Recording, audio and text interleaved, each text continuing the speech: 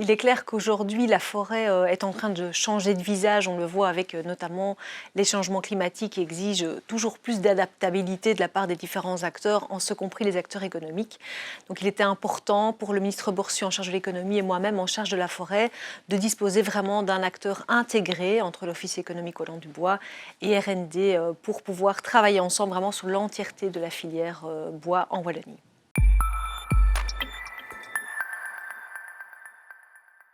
On sait que l'épicéa a beaucoup souffert ces dernières années, notamment de la crise des scolytes. On l'a très fortement vu dans notre région. Aujourd'hui, on a à peu près 43% de la superficie forestière qui est constituée de résineux au sens large.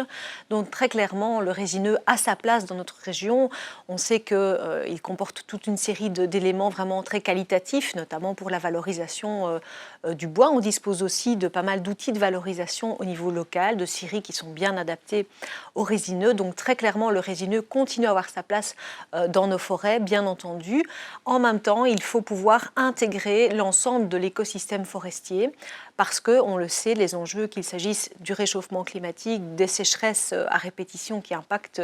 la qualité de nos bois et directement l'état de nos arbres, imposent aussi plus de diversité dans les essences choisies, mais aussi dans les pratiques sylvicoles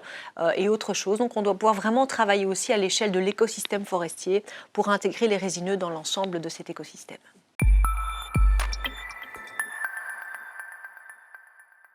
Alors, Forêt Résilience, c'est un projet que nous avons lancé déjà maintenant pour la 3e année consécutive, qui a justement pour objectif d'accompagner les propriétaires forestiers, qu'ils soient publics ou privés, dans l'adaptation de nos forêts à ces changements climatiques, mais aussi à faire en sorte d'avoir plus de biodiversité en forêt. Et la bonne nouvelle, c'est que l'accueil est plutôt bon, puisque aujourd'hui, on a atteint quand même déjà plusieurs centaines de propriétaires, tant publics que privés, qui font partie de ce projet Forêt Résiliente. Et on me dit aussi que l'accueil est bon pour cette 3e édition, qui est actuellement ouverte. Donc je me réjouis que le projet ait un bon accueil sur le terrain parce que l'objectif, c'est vraiment d'être en soutien à ces propriétaires, les aider à la replantation ou à la régénération naturelle, en donnant des primes vraiment à cette plantation et à cette régénération pour faire en sorte d'avoir demain une forêt plus adaptée par rapport à ces dérèglements climatiques et plus riche aussi en biodiversité.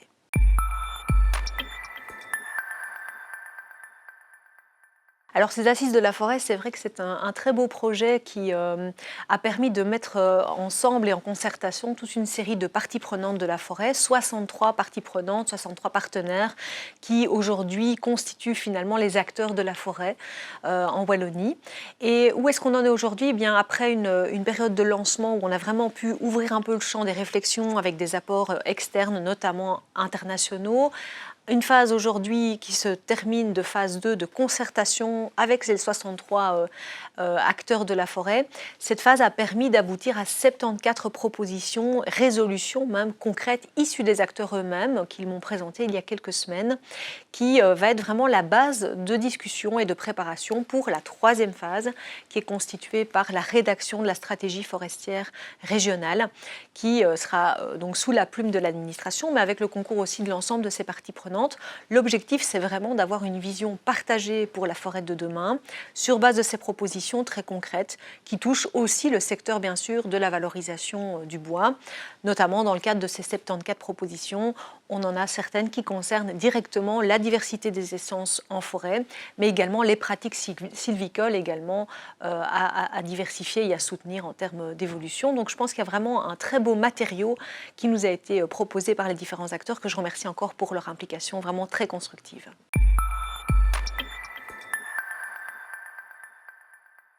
Il est clair que la valorisation économique de notre bois local est vraiment essentielle, d'une part pour les enjeux effectivement climatiques, les enjeux de stockage de carbone, de rôle essentiel dans les écosystèmes forestiers au sens large, la préservation des sols également, mais aussi pour la possibilité de disposer d'un matériau au niveau local pour toute une série de besoins. Et on sait aussi que nos citoyens sont très attachés à ce matériau bois pour les constructions, la rénovation et l'ensemble des des matériaux qui nous entourent au quotidien et qui nous font aussi beaucoup de bien d'être en contact avec ce matériau naturel. Donc on doit aussi pouvoir soutenir bien entendu la filière économique du bois. Nous le faisons avec notamment un des projets du plan de relance mené en collaboration avec le ministre de l'économie qui vise à mieux valoriser aussi nos feuillus, puisqu'aujourd'hui nous avons des outils de transformation du bois qui sont essentiellement, pour la grande majorité d'entre eux, calibrés autour des résineux, mais on sait aussi que dans nos forêts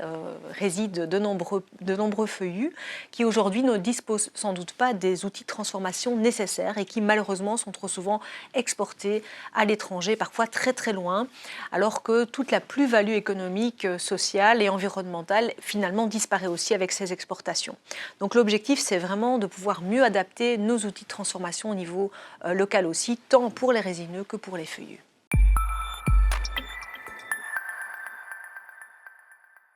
C'est vraiment un des sujets qui est au cœur de mon mandat de façon plus large, en ce compris ici au niveau du milieu forestier, parce qu'on sait que cette biodiversité, ça reste souvent un concept un peu vague pour beaucoup de gens. Or, c'est vraiment la base de notre alimentation, de l'oxygène que nous respirons, de l'eau que nous buvons, et aussi la base de notre économie, de notre chimie, etc. Donc, on a vraiment besoin de cette biodiversité pour toute une série de services qui sont rendus par la nature au quotidien, en ce compris, bien entendu, dans le milieu forestier, où cette biodiversité, elle permet aussi à la forêt d'être plus robuste, plus résiliente par rapport au dérèglement climatique et aux différentes menaces, aux différents ravageurs ou autres insectes qui peuvent parfois attaquer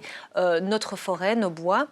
Et donc, il est vraiment essentiel de travailler, comme je le disais, à l'échelle de l'écosystème forestier, de renforcer cette biodiversité, en ce compris en forêt, et notamment à mieux travailler l'équilibre entre la forêt et la faune sauvage pour assurer aussi cet équilibre de l'écosystème forestier.